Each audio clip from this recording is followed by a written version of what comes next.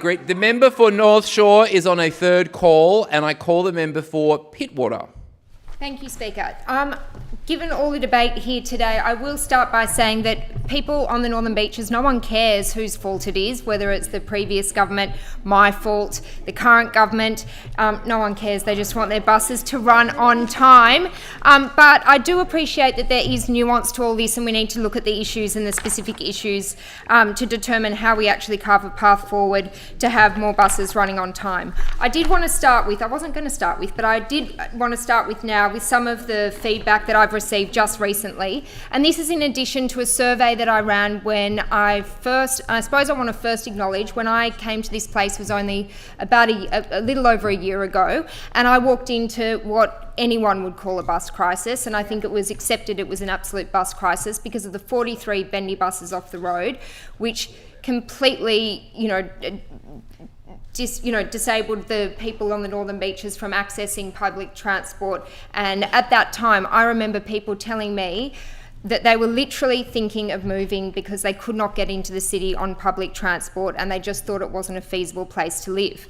Now, I'm a bit different from the member for Wakehurst and other members that have spoken today in that I am specifically focused on the north of the north, and we do have issues with our buses that are slightly different to some of the ones mentioned by the member for Wakehurst, and that includes we only have one direct line, the 190X, that goes from the north of the north all the way into the city. And from a first principles perspective, looking over time, we did originally have the L90 many years ago. Granted, it was called the Hell 90, and it was a very, very long commute to the city, but it was a direct route that went at all times. When I say all times, we're not in London, it's not 24/7, but for the majority of the day, 7 days a week. We then had the E88, which was a love service, and then got the 190X, which was direct to the city and is in a very efficient route to the city, but it is only during peak hours.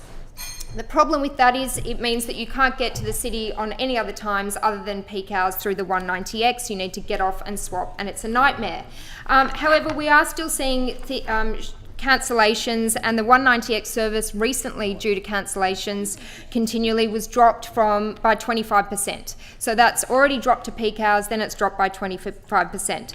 The types of comments I'm getting at the moment are, the 190X service from Wynyard is absolutely pathetic. Today we waited 40 minutes. It needs to run more. I have young adults going to the city. They can't get home. It's a shocker, to be sure. Jacqui Scruby, you've done a great job to get attention onto the services.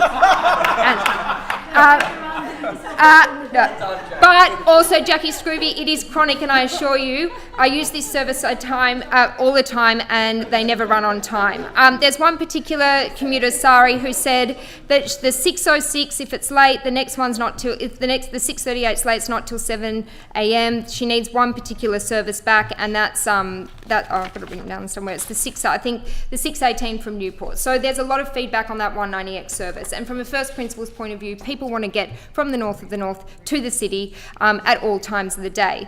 However, I did come in a bus crisis, and full credit to the government in working with me and the member for Wakehurst and the other members that have spoken today, including the member for Manly and the member for North Shore, in terms of consulting with us. I know we've had a huge investment in terms of 10 new B1s on the way. The 43 bendy buses are finally back. We've got new electric buses, regardless of who started that off.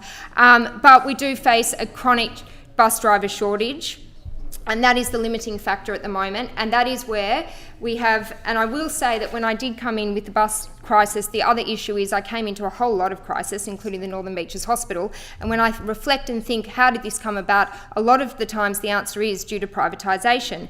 And privatisation has the issues of the quality of the contract that was signed into, not only the quality of the contract, but also trying to manage the contract, which we're seeing with buses is also now a nightmare. The task force did recommendation 6, the private operator in Region 8, if it demonstrably fails to meet contractual obligations, and we've heard from the member for Wakehurst, that can include if instead of running late it's easier to cancel a service, then you've got all the cancellations, then that could be terminated. But I want to also put the contractor on notice, if they're listening out there, that 2030 is the date that this contract gets reviewed. The people of the Northern Beaches expect a private company who signs onto an agreement to deliver on that agreement, but they also expect, and we've seen this with the hospital, for the government to work with the private contractor to deliver it. We need to fix the bus driver shortage. Everyone needs to get on with it. The average age is, I think, a 67-year-old male, and we need to retarget new audiences. You know, dare I say it, get an e-bike and a surfboard and convince a younger demographic to drive buses.